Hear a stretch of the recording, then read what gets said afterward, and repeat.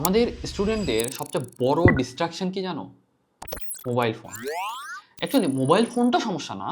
সমস্যাটা হচ্ছে আমাদের ফোকাস বারবার ডিস্ট্রাক্টেড হয়ে যাওয়া, বারবার শিফট হয়ে যাওয়া। তুমি যখন পড়তে বসো, তোমার ব্রেইন ডিপ ফোকাস মোডে পৌঁছাতে বেশ খানিকটা সময় নেয়। গবেষণায় দেখা গেছে, ডিপ ফোকাসে পৌঁছাতে আমাদের ব্রেইনের সাধারণত 15 থেকে 20 মিনিট সময় লাগে।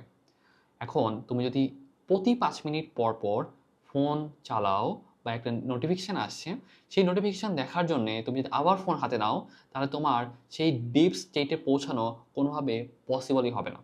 তুমি পড়তে বসছো ঠিকই, কিন্তু তুমি ফোকাস ধরতে পারতেছো না। ফোকাস রেখে একটা টপিক দিয়ে শেষ করবা, সেটা তুমি কোনোভাবেই পারতেছো না। কারণ কি? তোমার ফোকাস বারবার শিফট হয়ে যাচ্ছে, তুমি ডিস্ট্রাক্টেড হয়ে যাচ্ছ। সেজন্য আমি একটা রুল ফলো করি, স্টাডি জোন রুল। তুমি তোমার ফোনকে সাইলেন্ট করবা, নোটিফিকেশান অফ করবা এবং সোশ্যাল মিডিয়াগুলো বন্ধ করে রাখবা। আরও একটা পাওয়ারফুল ট্রিক আছে। তুমি তোমার ফোনটা কারো কাছে জমা দিয়ে আসতে পারো, অথবা তোমার ফোনটাকে অন্য ঘরে রেখে আসতে পারো। তাহলে দেখবা তুমি ডিস্ট্রাক্টেড হবা না। তোমার মনে হবে তোমার হাতে তো কাছে তো ফোনই নাই। তোমার ফোন চেক করতে হবে, এরকম কোনো ক্রেভিংস তোমার মাঝে আসবে না।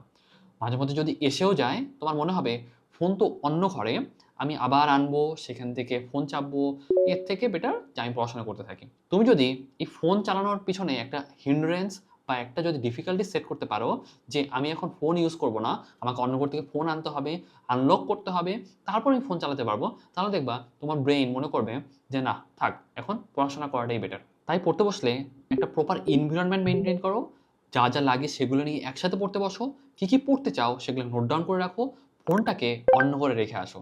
তাহলেই দেখবা তোমার পড়াশোনার ফোকাস অনেক অনেক বেড়ে গেছে, অল্প সময়ে অনেক বেশি টপিক তুমি কভার করে ফেলতে পারছো এবং অন্যদের থেকে অনেক ভালো ভালো রেজাল্ট করতে পারছো।